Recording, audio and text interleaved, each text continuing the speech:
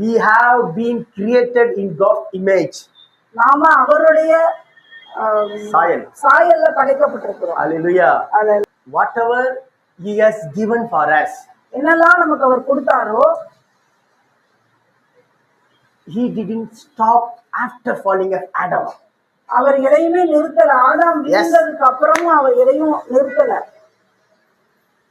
Adam only separated himself from God's love. ஆதாம் மாத்திரம்தான் தேவனை விட்டு பிரிஞ்சான், தேவனுடைய அன்பை விட்டு பிரிஞ்சான். How we can understand that God is lovable?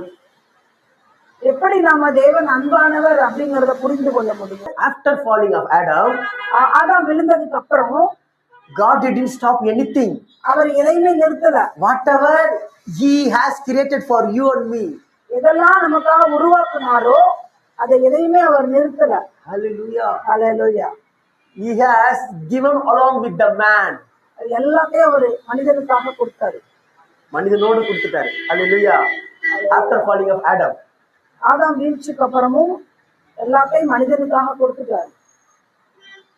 it seems God is lovable always. இதுதான் அவருடைய அன்பை காண்பிக்குது. Adam only separated himself from God's love. ஆதாம் மாத்திரமே அவனாகவே தேவனுடைய அன்பை விட்டு பிரிந்தான். He had all things from God except God's fellowship or God's love. அவன் எல்லாமே இருந்தது அவன்கிட்ட, ஆனா தேவனுடைய அன்பு மாத்திரம் இல்லை.